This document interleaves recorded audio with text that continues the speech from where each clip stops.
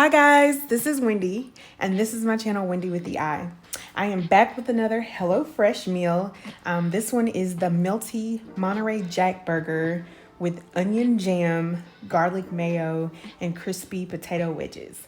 Let me tell you guys, let me tell you.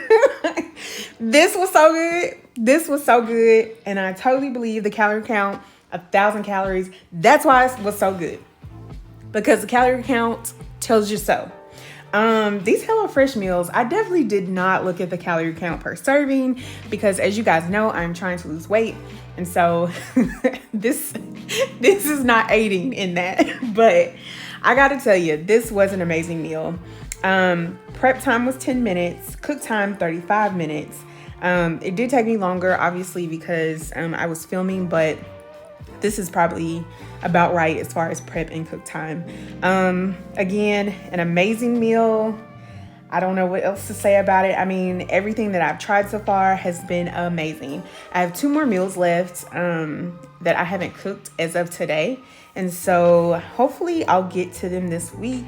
The meat is in the freezer, so no worries about that. But I definitely do want to cook them and see what those meals are giving, because HelloFresh, let me tell you guys, HelloFresh.